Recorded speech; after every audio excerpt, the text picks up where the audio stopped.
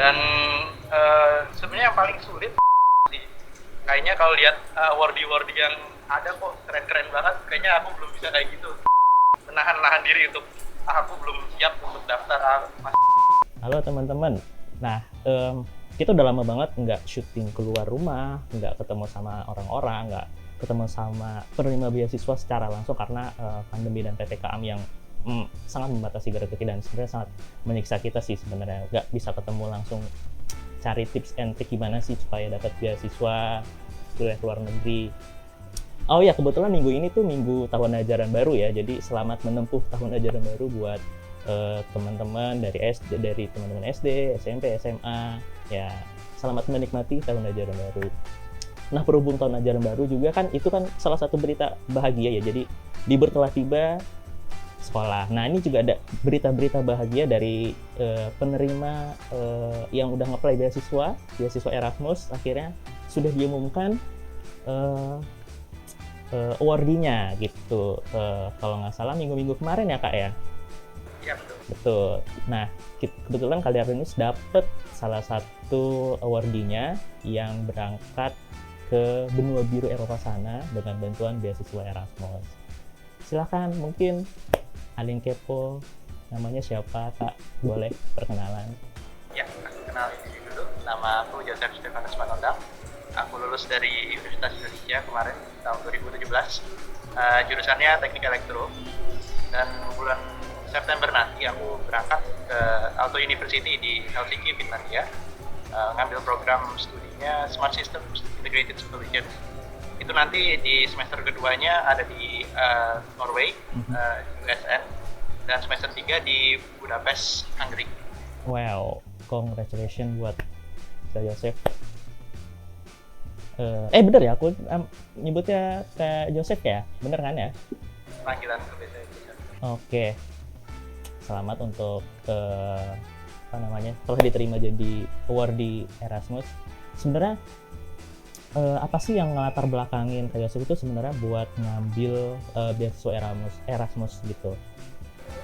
Aku cerita sedikit dulu kali ya. Jadi dari kecil tuh aku suka gadget elektronik. Jadi walaupun dulu aku pernah juga pas kecil pengen ikut kursus robotik, tapi karena apa ya nggak terbatas lah biaya untuk ikut kursus, jadi ya nggak bisa ikutan. Tapi aku beruntung di rumah masih ada komputer, jadi bisa dari kecil, dari zaman masih dial up sudah bisa akses internet. Ya bisalah dikit-dikit ngelihat situasi perkembangan internet dari zaman dulu. Nah, aku pas lulus SMA jadi tertarik masuk teknik elektro dulu. Jadi setelah lulus dari teknik elektro, aku kerja di salah satu institusi pemerintah, jadi bisa melakukan riset sesuai dengan bidang ilmu saya. Jadi kalau dari dulu aku pengen jadi dosen, jadi pas jadi researcher di institusi pemerintah tersebut, aku jadi pengen kuliah lagi. Dan dulu pembimbing kasih saran lebih baik kuliah di luar negeri aja, jangan di dalam negeri, supaya bisa nemuin riset yang lebih beragam dan bisa lebih banyak impactnya. Jadi setelah itu aku mulailah nyari-nyari tuh ada peluang di mana aja, dan karena kebetulan aku juga banyak terlibat di riset-riset yang berhubungan dengan bencana alam, entah itu gempa bumi, tsunami, kebakaran hutan, apalagi di lahan-lahan gambut, dan juga polusi udara. Jadi aku tertarik untuk riset di bidang-bidang yang bisa mengembangkan sensor-sensor dan alat-alat yang bisa jadi peringatan dini buat bencana-bencana tersebut. Lalu aku nyari, jadi pas 2018 kemarin itu kan ada tsunami di Selat Sunda ya. Iya. Misalnya gara-gara gunung berapi gitu, gunung anak Krakatau itu meletus. Ya, jadi ada tsunami yang disebabkan bukan dari gempa tapi dari volcano itu. Nah, itu ceritanya Uni Eropa pernah ngirim hibah perangkat untuk bantu mengukur gelombang tsunami tersebut. Jadi perangkat real time lah. Nah, ini masih dipakai oleh pemerintah kita untuk salah satu memperkuat tsunami early warning system kita. Nah dari situ aku ngerasa wah ternyata benua Eropa ini punya teknologi-teknologi yang bisa menjadi apa ya solusi bagi permasalahan-permasalahan yang ada di Indonesia. Jadi wah saya pengen daftar nih ke Eropa tapi lewat mana nih aku bingung. Jadi aku cari-cari ketemu beasiswa Erasmus. Waktu itu aku juga sama kayak mungkin banyak awardee lainnya ikut EHF ya, European Higher Education Fair. Nah itu nyari tahu lah di situ apa gimana sih cara daftarnya gimana. Ini akhirnya ketemu 3 program yang ternyata cocok sama apa yang pengen aku lakukan. Nah singkat cerita ya aku daftar tadi itu Smart Systems Integrated Solution. Jadi ya sekarang puji Tuhan ya diterima untuk jadi salah satu awardee Erasmus. Gokil. Berarti berangkatnya dari berangkat dari gimana sensor yang dibutuhkan untuk mengukur untuk kebencanaan di Indonesia lah ya, kurang lebihnya seperti itu. Ya, banyak ternyata yang bisa dikembangkan dan ternyata ya kalau kita ngelihat di Eropa emang di sana mereka sangat-sangat tertarik sama isu-isu sustainable development goals, disaster risk reduction itu mereka salah satu terdepan di bidang itu. Jadi memang kita harus belajar banyak dari mereka. Iya benar. Makanya Kak Yosef melamar beasiswa itu untuk bisa studi ke sana. Nah, untuk melancarkan melamar beasiswa di Erasmus itu persiapan apa aja sih yang sebenarnya dilakuin dari Kak Yosef sendiri, baik dari syarat administratif maupun syarat-syarat lainnya. Dan mengingat ini lagi pandemi itu ya seberapa sulit atau ada rintangan tersendiri gak sih buat ngelamar? Kalau syarat-syaratnya dari awal Erasmus sampai sekarang kayaknya nggak jauh beda ya. Dari pertama harus ada motivation letter, terus ada CV, ada referensi dari supervisor atau dosen pembimbing di kampus, jasa, terus transkrip akademik, terus bukti kita udah bisa capai IELTS atau TOEFL dengan nilai tertentu. Kalau kemarin aku dibutuhkan 6,5 ya overall. Dan sebenarnya yang paling sulit nyiapin dokumen-dokumen tersebut pada saat pandemi itu ya karena ada pembatasan mobilitas, kita nggak bisa gampang ketemu sama dosen tapi untungnya Erasmus itu cukup konsorsium itu cukup mengerti, jadi mereka nggak perlu tanda tangan bahasa, jadi bisa aja lewat scan asal bisa dikonfirmasi ulang ke dosennya. Jadi kalau mereka mau ngetes apakah benar ini dosen ini apakah benar orang ini adalah anak bimbinganmu atau gitu, ditanya langsung ke dosennya. Jadi cuman kita pastikan dosennya itu siap menerima email dan menjawab di waktunya. Nah itu juga tantangan juga sebenarnya. Benar. Kesediaan dari berbagai pihak lah ya karena pandemi ini. Iya betul, harus saling komunikasi. Iya. Berarti ya bisa diambil kesimpulan berarti dari proses administratif sebenarnya sama, tapi komunikasi dari berbagai pihak tuh sebenarnya di masa pandemi ini sebenarnya jauh lebih penting untuk melancarkan aksi Anda melamar beasiswa, kurang lebih kayak gitu kali ya. Lebih begitu betul. Terus tadi kan aku udah nanya ya kesulitan dalam melamar beasiswa. Nah,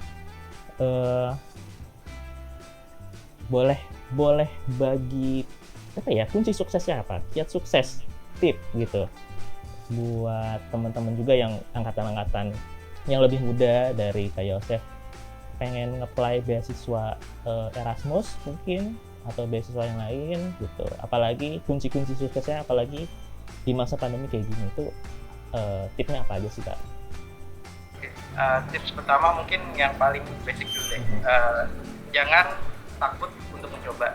Jadi balik lagi ke pengalamanku tuh kemarin aku setelah 4 tahun lulus itu ada banyak gejolak di dalam, nggak bisa menahan diri untuk aku belum siap untuk daftar, masih kayaknya kalau lihat awardee yang ada kok keren-keren banget, kayaknya aku belum bisa kayak gitu. Itu kalau bisa pertama itu harus dilepaskan. Kamu harus harus yakin kalau kamu bisa. Urusan nanti keterima atau enggaknya itu belakangan nggak apa-apa. Itu, dan kedua kan kita lagi di pandemi, jadi juga jangan takut kalau menerima jawaban tidak, karena di seluruh dunia semua orang mengalami susah cari pekerjaan, susah mencari peluang-peluang, jadi jumlah peserta itu juga membludak. Jadi kamu jangan kecewa, jangan merasa kecil hati kalau memang nanti nggak mendapatkan jawaban yang diinginkan, karena itu adalah fakta kehidupan, karena kita lagi di pandemi, semua orang mencari peluang, seperti apalagi peluang untuk beasiswa Erasmus atau beasiswa lainnya. Dan ketiga, menurutku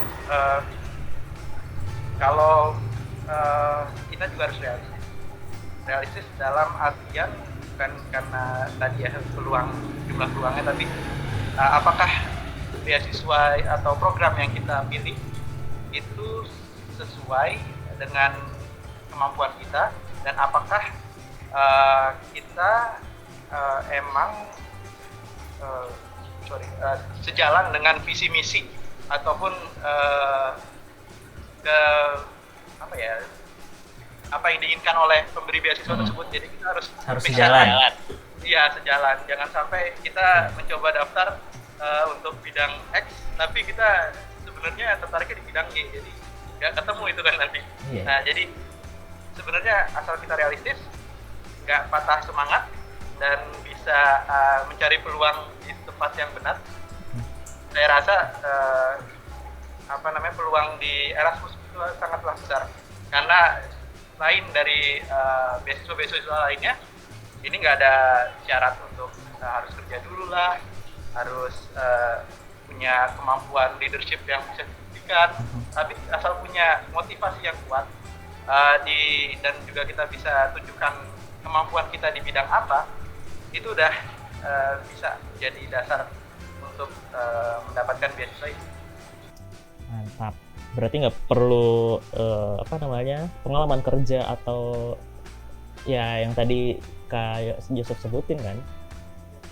Asalkan kita bisa ngimbangin dengan kelebihan-kelebihan kita di bidang lain, jadi emang nggak tergantung, sangat-sangat bebas lah. Jadi emang asal kita bisa menunjukkan kehebatan kita di motivation letter, kita nunjukin semua apa yang kita punya, kita ya ada peluang lah untuk mendapatkan beasiswa itu. Mantap. Pertanyaan dadakan terakhir, setelah kembali menimba ilmu dari Eropa, mau bertahan di Eropa dulu atau ke Indonesia langsung? Kalau aku pribadi, karena konsorsiumnya juga punya link atau koneksi ke industri di Eropa, aku juga pengen mengetahui dulu bagaimana cara membuat perangkat-perangkat yang sustainable, perangkat-perangkat yang bisa mempunyai impact untuk Indonesia. Baru kalau udah aku punya skill set yang penting itu, baru bisa balik lagi ke Indonesia. Cakep. Nah, setelah balik kembali ke Indonesia, apa impian atau mimpi yang dibawa dari Eropa untuk Indonesia, Kak? Kalau aku sendiri sih pengen tadi nge-tackle 3 masalah yang tadi aku sebutin, minimal bisa membantu perkembangan peringatan dini yang lebih baik, supaya mengurangi dampak-dampak dan kehilangan nyawa. Berarti membantu sistem kebencanaan di Indonesia lah ya.